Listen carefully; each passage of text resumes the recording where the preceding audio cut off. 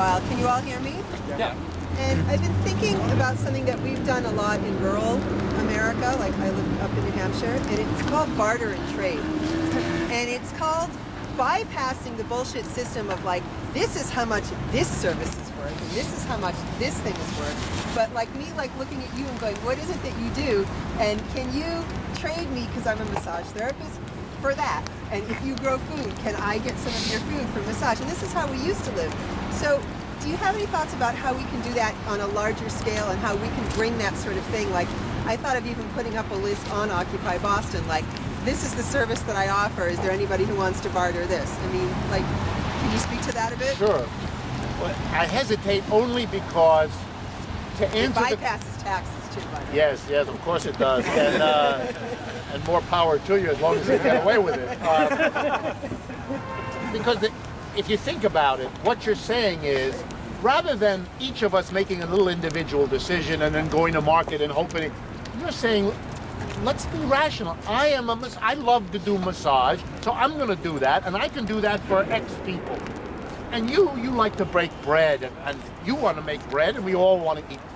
What we ought to do is not have each of us make an individual decision that may or may not pan out.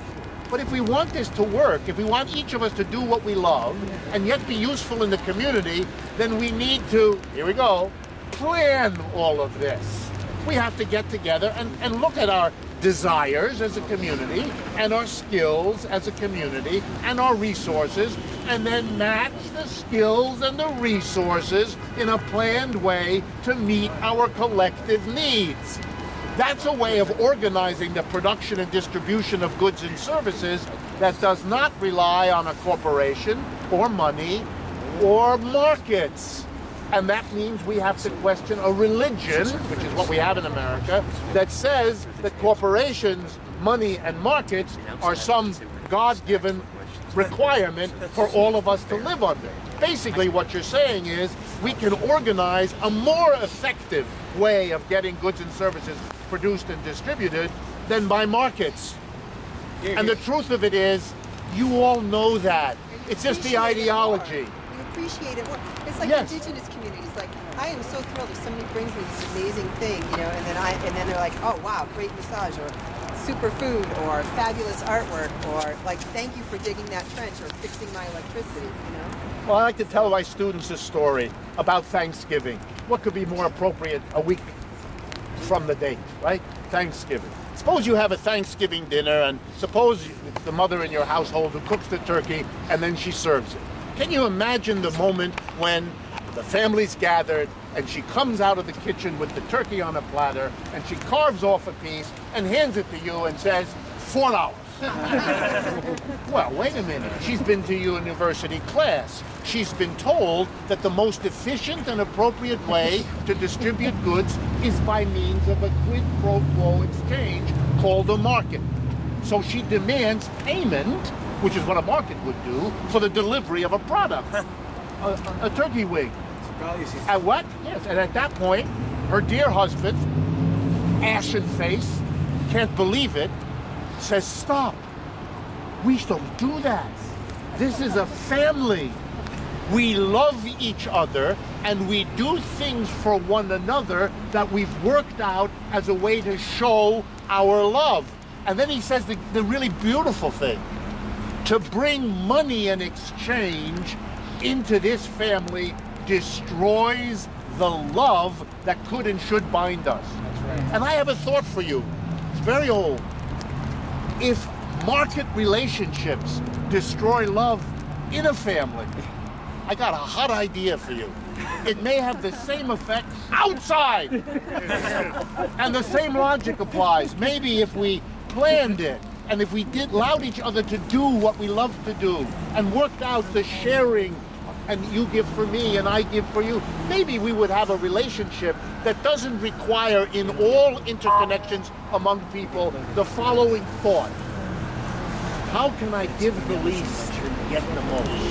How do I get that sandwich, and maybe instead of giving them $5, I give them $4, so that every interaction is a study in screwing the other one before you get screwed. Maybe a market does things to people that we don't need and we don't want.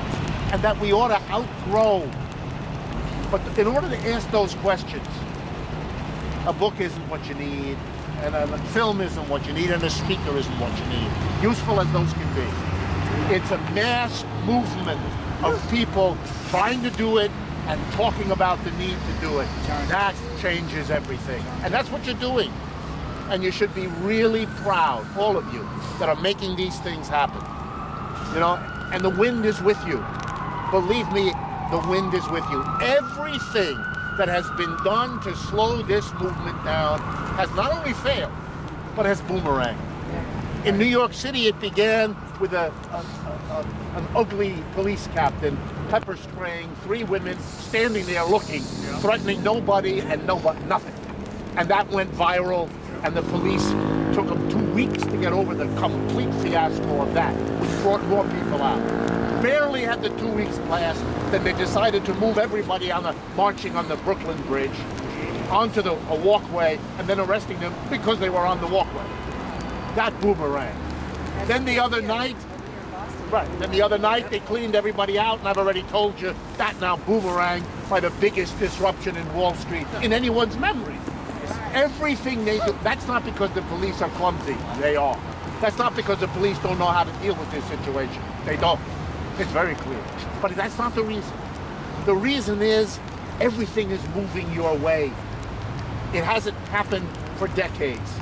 But something has happened that has been building up for so long that it's now much too strong. And no matter what you do, even the mistakes you make are coming back to work for you. The sympathy is growing. The anger at a police repression. Look at New York City. Those people were peacefully being in that park. They were doing nothing other than making a point. The police couldn't handle it. In order to make this dirty city clean, they picked that park where the lunacy of it isn't lost on people. It's a very dangerous game they're playing because they keep losing, but they're playing double or nothing on each loss, and they're losing double each time. It is a new situation. A famous political leader once said to people like us, you know, he said, there are periods of history when, for decades, nothing happens. And then, he said, there are weeks in which decades happen. That's where we are. I know I'm holding things up. Thank you very, very much. If you are interested in the website, I have these little cards. They will give you the website. Just take them. Richard, I'm sure there's people who would love to continue the discussion if you're willing to stay. I know I was going to volunteer to take some stack. I'll take one, sir. If people want to get on stack for questions, and if you can stay, I don't want to impose upon you. We've got a late start and everything. Are you able to stay a little, Richard, for some words? Let me just ask. Jen, where are you? Can you stay a little bit longer? We do have one announcement to make for everybody. Yes, sure, I'll be willing to stay. 2 announcements, I'm sorry. Tomorrow, Paul LeBlanc, longtime activist, is coming to speak at 5 o'clock.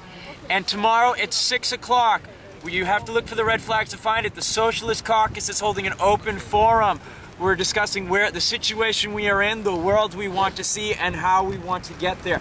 Please come, spread the word. Thank you. I have flyers if you need reminders for that. We had somebody who wanted to mic check here. Mic check! Mic check!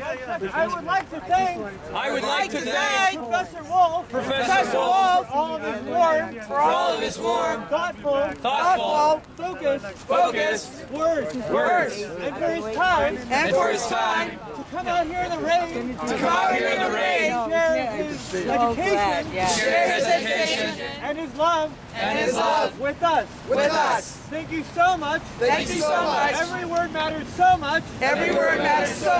I learned and felt more here. Than I've had in years of history classes. Thank you very much.